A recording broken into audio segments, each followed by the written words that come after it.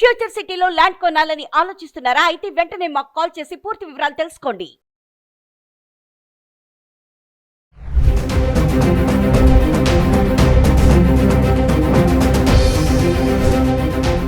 నమస్తే, welcome back to Suman TV. Present మనతో పాటు ఉన్నారు public speaker, family counsellor, motivational speaker Rajani Rama గారు. నమస్తే మ్యామ్. నమస్తే నవీన. మేడం, విశాఖ ఇన్సిడెంట్ మీరు చూసే ఉంటారు. సమత కాలేజ్లో డిగ్రీ స్టూడెంట్ సాయి తేజ్ ఎవరైతే ఉన్నారో మన సూసైడ్ చేసుకోవడం జరిగింది. కారణాలు ఏంటి అని చూస్తే లెక్చరర్స్ లైంగిక వేధింపులు అని చెప్పేసి, మరి ఈరోజు అయితే ఆ వాట్సాప్ చాటింగ్ ఏదైతే ఉందో అవన్నీ కూడా కీలకంగా మారాయని అంటున్నారు. మరి ఒక్కసారి మీరు కూడా ఫాలో అవుతున్నారు కాబట్టి, గతంలో చాలా వీడియోలో మనం మాట్లాడుకున్నాం ఇలాంటి, అంటే మెన్ లెక్చర్స్ ఎవరైతే ఉంటారో అరేంజ్మెంట్ చేస్తూ ఉంటారో ఆడపిల్లల్ని అని చెప్పేసి. ఇక్కడ చూడండి రివర్స్ చూస్తున్నాం మనం. అంటే ఉమెన్ లెక్చర్స్, మహిళా లెక్చర్స్ ఎవరైతే ఉన్నారో స్టూడెంట్ని లైంగికంగా వేధించారంటే, అంటే లైంగికంగా వేధించడం అంటే సరదాగా అనే మాటలా, లేకపోతే మనం అది ఏమైనా అనుకోవచ్చా? అసలు టీచర్ లెక్చరర్కి స్టూడెంట్కి చాటింగ్ ఏంటి మేడం? వాట్సాప్ చాటింగ్ చేయాల్సినంత అవసరం ఏంటి అసలు? అంటే ఒకసారి ఇప్పుడు మనం చెప్పుకుంటూనే ఉన్నాం, దారుణాలు రకరకాల దారుణాలు జరుగుతున్నాయి. ఇప్పుడు స్కూల్ టీచర్స్ కూడా ఆ మధ్య అబ్బాయిల్ని ట్రాప్ చేసి అబ్బాయిలతో అలా సరదాగా మాట్లాడడం కాదు, వాళ్ళతో సెక్సువల్ గా కమిట్ అయ్యి కొంతకాలానికి పట్టుబడి గొడవలు జరిగిన సంఘటనలు కూడా మనం చూసాం. ఇది కాలేజ్ ప్రొఫెసర్స్ అంటే వాళ్ళకి అధ్యాపకులు అంటారు వాళ్ళని. అంటే వాళ్ళు ఆ స్థాయిలో ఉండి ఎంత గౌరవనీయమైన స్థానం కదా ప్రొఫెసర్ అంటే. మెడికల్ కాలేజ్లో, ఇంజనీరింగ్ కాలేజెస్లో ప్రొఫెసర్ అంటే అసలు ఆ ప్రొఫెసర్ని చూసే ఛాన్స్ కూడా తక్కువ దొరుకుతుంది. డిగ్నిటీ ఉంటుంది చాలా, అంటే అసలు ఒక రేంజ్లో ఉంటుంది గౌరవం వాళ్ళకి ఉన్నప్పుడు డిగ్రీ కాలేజ్. మరి అలాంటప్పుడు అది ఎందుకు దిగజారి ప్రవర్తిస్తున్నారు అని అంటే, ఇప్పుడు మనస్తత్వాలు, ఆలోచనలు మారిపోయినాయి కదా బయట. సో ఉద్యోగంలో ఉంటే ఏంటి, ఏ ఉద్యోగంలో ఉంటే ఏంటి, బయట ఏ పని చేసుకుంటే అందరూ సమానమైనటువంటి ఆలోచనలు, కోరికలతో రగిలిపోతున్నారు. ఇంకొకటి ఏంటంటే అట్రాక్షన్స్.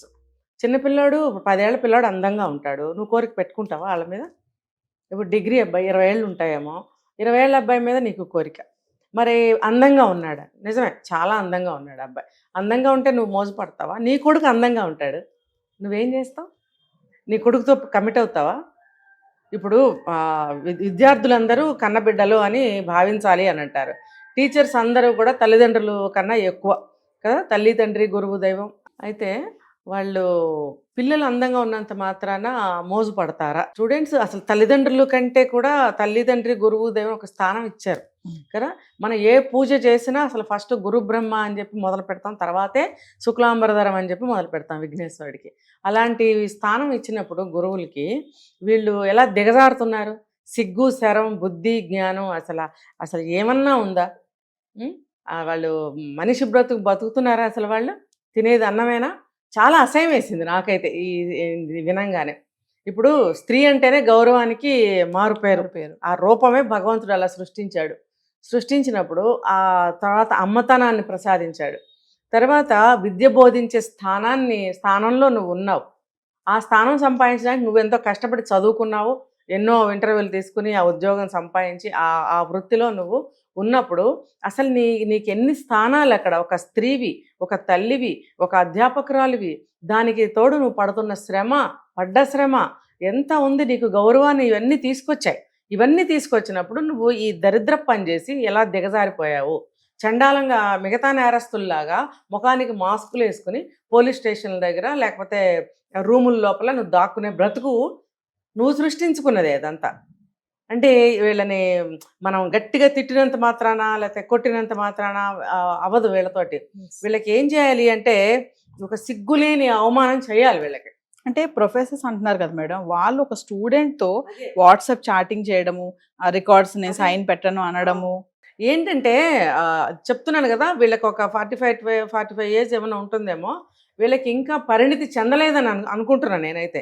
ఇంకా పిల్ల మనస్తత్వంతో, కుర్ర వ్యవహారాలతోటే ఉంటారు. చూడండి, ఇప్పుడు ప్రజెంట్ నడుస్తున్న సిచ్యువేషన్స్లో జనాలు ఎవరు కూడా పెద్దరికంతో ప్రవర్తించటం లేదు. పాత రోజుల్లో అయితే ఒక టీనేజ్ దాటారంటే పెద్దరికంగా ఉండేవారు, పెంపకాలు అలా ఉండేవి, కాలం కూడా అలా ఉండేది, సమాజం కూడా అలా ఉండే పరిస్థితిలో. ఇప్పుడు అలా లేదు, ఎంత వయసు వచ్చినా కుర్రతంతుగానే ఉంటున్నారు వీళ్ళు. లెక్చరర్స్, ప్రొఫెసర్స్ అయినా కూడా వీళ్ళకి ఆ పెద్దరికం లేదు. చిన్నపిల్లల మనస్తత్వంతో ఉండటం వల్ల వీళ్ళకి ఏమవుతుందంటే ఆలోచనలు పెద్దగా రావట్లేదు. ఆ పిల్లవాడిని చూసి మనసు పారేసుకోవడం, చాటింగ్లు చేయడం. అసలు లెక్చరరు చాటింగ్లు చేయడం ఏంటి? పిల్లవాడు ఎప్పుడన్నా స్కూల్‌కి పదే పదే రావట్లేదు అనంటే తల్లిదండ్రులకు ఒక మెసేజ్ పెడతారు. పర్సనల్ ఫోన్‌లకి నువ్వు మెసేజ్‌లు ఏం పెడుతున్నావు అందులో? నువ్వు తిన్నావా? నువ్వు నిద్రపోయావా? నీకెలా నిద్ర పడుతుంది? నేను గుర్తుకు రావట్లేదా? నన్ను చూడాలనిపిస్తుంది. నువ్వు నా దగ్గరికి ఒకసారి రా. మా హస్బెండ్ లేడు. ఇయన్నీ స్టూడెంట్స్‌తో చెప్పే మాటలా? నీ మొగుడు లేకపోతే స్టూడెంట్‌కి ఎందుకు చెప్తున్నావు నువ్వు? అంటే వీళ్ళు బ్యాక్‌గ్రౌండ్ ఏదో మాట్లాడుతూ ఉన్నారు అబ్బాయితోటి. yes. ఇద్దరు లెక్చరర్స్ అంటున్నారు. ఒక ఆవిడ చాటింగ్ మనం మాట్లాడుకుందాం. ఆవిడ మెసేజెస్‌లో ఎక్కడా అందకూడదని చెప్పి అలాంటి మెసేజెస్ పెట్టింది. విడిగా బ్యాక్‌గ్రౌండ్‌లో ఏం మాట్లాడి ఉంటుందో దానికి అనుబంధంగా ఈ చాటింగ్స్. Yes. అర్థమైందా?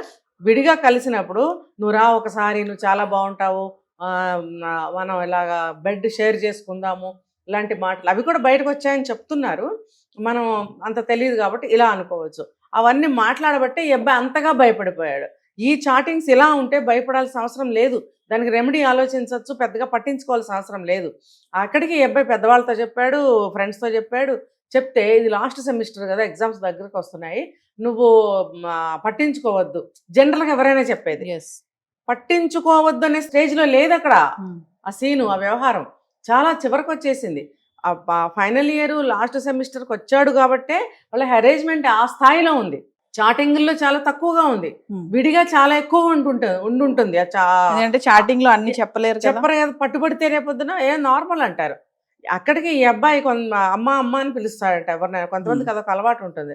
చూడండి, ఇంట్లో పెంపకం కూడా ఎవరైనా ఆడపిల్లలు కనిపిస్తే అమ్మ అని సంబోధించమని చెప్తారు. నేనైనా మా పిల్లలకి, పెద్దవాళ్ళైనా చిన్నవాళ్ళైనా అమ్మ అని సంబోధించమని చెప్పి నేర్పాను నేను కూడా మా పిల్లలకి. ప్రొఫెసర్స్ అంటేనే మనకి వాళ్ళని ఒక తల్లిలానే చూస్తాం వాళ్ళని. వాళ్ళకి ఒక పెద్ద కానీ స్థాయిలో మేడం ఉంటారు. అంటారు, అలాంటిది అమ్మ అని అంటున్నాడు. అమ్మ అని అన్నప్పుడు చూసే వాళ్ళకి కూడా ఇప్పుడు ఇంత జరిగిందంటే నమ్మకం ఉండదు. ఈ అబ్బాయి అమ్మాయి అని పిలవటం అందరికీ తెలుసు. ఆవిడ అమ్మలాగా చూస్తుందా లేదా అనేది ఎంతమందికి తెలుసు? ఆ అబ్బాయికి తెలుసు, దగ్గర ఫ్రెండ్స్కి తెలుసు. ఇంకా ఈ అబ్బాయి చాలా మంచి పని చేశాడు. మనం చాలా వీడియోస్లో చెప్పాం, ఏదన్నా ఇలాంటి మీకు మా మనసు బాగోనప్పుడు, చనిపోవాలనిపించినప్పుడు మీరు షేర్ చేసుకోండి. అలా అబ్బాయి మూడీగా తిరుగుతున్నప్పుడు అమ్మాయి అయినా సరే ఇంట్లో మెంబర్స్, ఫ్రెండ్స్ కనిపెట్టండి అని మనం చాలాసార్లు Yes. చెప్పాం. కరెక్ట్గా ఈ అబ్బాయి అలా షేర్ చేసుకున్నాడు. అందరూ కూడా తీసుకున్నారు ఆ విషయాన్ని. తీసుకుని ఎటువంటి యాక్షన్ తీసుకోకుండా చచ్చుల్లాగా ఎలాంటి సలహా ఇచ్చారంటే, ఫైనల్ ఇయర్ కదా, ఫైనల్ సెమిస్టర్ కదా, నువ్వు పట్టించుకోవద్దు. అది ఎప్పుడు ఎర్లీ స్టేజ్లో చెప్పాల్సిన ప్రికాషన్ అది. నువ్వు ఈ గొంతు మీదకి వచ్చిన తర్వాత పట్టించుకోవద్దు అనటం అనేది ఇక్కడ తప్పు. చూడండి, వ్యూవర్స్ చూసేవాళ్ళు కూడా, సమాజాన్ని ఉద్దేశించి నేను చెప్తున్నాను, ఇలాగ పట్టించుకోవద్దని కాదు మీరు చెప్పాల్సింది, ఇమ్మీడియట్గా యాక్షన్ తీసుకోవాలి.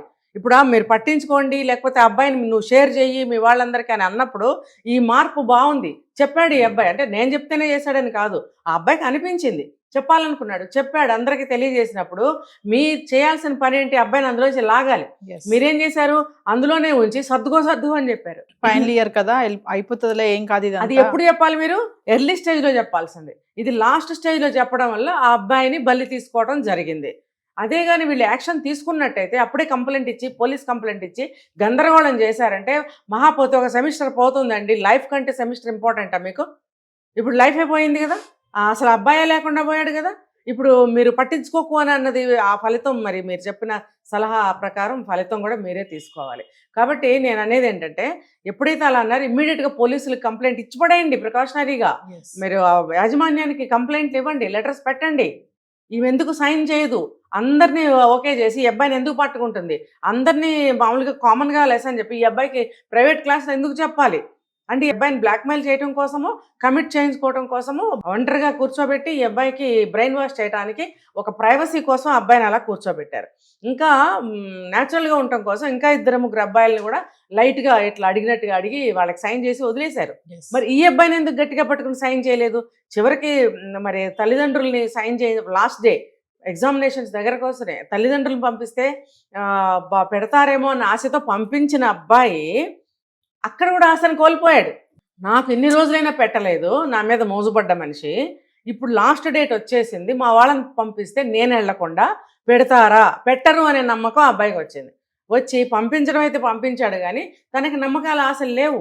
అందుకని చెప్పి ఇంకా నా లైఫ్ అయిపోయిందని సూసైడ్ చేసుకున్నాడు. ఏదైనా పొరపాటే కదా, తొందరపాటు అంటే Yeah. భయపడ్డాడని అనుకోవాలా ఇక్కడ, లేదంటే నా లైఫ్ ఇక్కడతో అయిపోయింది, ఎండ్ అయిపోయింది, ఇప్పుడు ప్రాజెక్ట్ సైన్ చేయకపోతే ఇంక నాకు లైఫ్ లేదు అని భయపడ్డాడు అనుకో. అందరికీ చెప్పాడు, మళ్ళీ కొంచెం చెప్పలేదా అంటే చాలా మంది ఫ్రెండ్స్తో షేర్ చేసుకున్నాడు. అంటే ఫైనల్గా మేడం యంగ్స్టర్స్కి అంటే ఇలాంటి సిచ్యువేషన్స్ ఎదురైనప్పుడు చూస్తున్నప్పుడు ఒక లెక్చరర్ స్టూడెంట్తో ఇలా లైంగిక వేధింపులు అంటే సరదాగా అనడము, టీజ్ చేయడము, కొంతమంది సెన్సిటివ్ ఉంటారు స్టూడెంట్స్ కూడా. ఇప్పుడు ఇక్కడ అదే జరిగింది అనుకోవాలి. ఫైనల్గా యంగ్స్టర్స్కి ఏం చెప్తున్నారు? ఇప్పుడు మీరు చెప్పినవన్నీ కరెక్ట్ పాయింట్స్. ఇప్పుడు తల్లిదండ్రులు మనం చెప్పుకుంటున్నాం పెంపకం సరిగ్గా ఉండాలని. ఇక్కడ ఏమైంది, పెంపకం ఇది కూడా సరిగ్గా లేదు. మీరు సమస్యని ఎలా ఎదుర్కోవాలి అన్న పద్ధతిలో పెంచుతున్నారా, ధైర్యంగా పెంచుతున్నారా, ఈ రెండు గట్టిగా నేర్పండి అసలు పిల్లలకి. మీరు బాగా చదివేస్తున్నాడు, బుద్ధిమంతుడు, మీకు అనుకూలంగా పెంచేసుకుంటున్నారు. నోరిప్పకుండా పిల్లాడు బుద్ధిమంతుడిలాగా ఉంటే మీకు చాలా. సమాజంలో ఎదుర్కోవాలి, అనేక శక్తులు ఉంటాయి, అనేక పరిస్థితులు ఉంటాయి. రేపొద్దున జాబ్లోకి వెళ్తే అక్కడ ఉంటాయి. ఇవన్నీ ఎలా ఎదుర్కొంటాడు? ఇంటికి వచ్చి అమ్మా బాబులకు చెప్తారా? చెప్పరు కదా. వాళ్ళు ఓన్ డెసిషన్ తీసుకునే కెపాసిటీ వాళ్ళకి రావాలంటే ధైర్యాన్ని వాళ్ళు నేర్పాలి. ధైర్యంగా ఎదుర్కోవాలి, ప్రతి సమస్యని నువ్వు పరిష్కరించుకోవాలి, నువ్వు ధైర్యంగా ముందుకెళ్ళాలి, దేన్ని కూడా భయపడకూడదు అనేది నేర్పాలి. ఇది ఫండమెంటల్ రూల్ అంతే. ఆడపిల్లలైనా మగపిల్లలైనా సమస్యను ఎలా ఎదుర్కోవాలి, మనం మాత్రమే ఓన్ డెసిషన్ ఎలా తీసుకోవాలి, దట్టు స్పాట్ డెసిషన్ తీసుకోవాల్సిన అవసరం ఎంతైనా ఉంటుంది ఏ మనిషికైనా. కింద నుంచి టాప్ వరకు తీసుకుంటే ప్రతి మనిషికి అప్పటికప్పుడు స్పాట్లో డెసిషన్ తీసుకునే సందర్భాలు అనేకం వస్తాయి. ఇంటికి వెళ్ళి అమ్మకి, నాన్నకి, మొగుడికి, కొడుకులకి చెప్పుకునే అవకాశం రాకపోవచ్చు, ఆ టైం ఉండకపోవచ్చు. నువ్వు ఓన్గా తీసుకునే అవకాశం ఉన్నప్పుడు నువ్వు తీసుకోవాల్సిందే. ఎవరు ఇచ్చే ఇది ఉండదు అక్కడ. అలా పిల్లల్ని పెంచాలి. కానీ ఇంత భయస్తుడిగా పెంచితే, ఇప్పుడు మీరు అన్నారు అంతంత భయపడుతున్నాడు, మా ఫ్యూచర్ లేదనుకున్నాడా, ఇవన్నీ అడిగారు మీరు. ఇప్పుడు ఆ వేలోనే ఆలోచించాడుగా మరి అబ్బాయి. అది గాడిది గుడ్డు ఇదే ఒత్తి దీని మాటకి నేను భయపడడం ఏంటి? నేను అందంగా ఉన్నాను కాబట్టి ఆశపడింది, నేను కరెక్ట్గానే ఉన్నానుగా, నేనేమి లొంగిపోలేదు కదా. మగపిల్లాడండి మేల్ మెంటాలిటీతో ఆలోచించలేదు, ఆడపిల్ల మెంటాలిటీగా ఆలోచిస్తున్నాడు అని అంటే పెంపకం ఎంత పప్పులాగా పెంచారనేది నాకు అర్థమవుతుంది. అందుకే అంత సెన్సిటివ్ ఉన్నాడు కాబట్టి చాలా అంటే చాలా మెతక, అంటే జీన్స్ జెనెటికల్గా కూడా అమ్మ కానీ నాన్న కానీ కొంచెం మెతక స్వభావం ఉంటే జీన్స్ వస్తాయి. కానీ కాలమాన పరిస్థితుల ప్రకారం పిల్లల్ని ఎలా పెంచాలో అలా పెంచాల్సిందే. Thank you ma'am.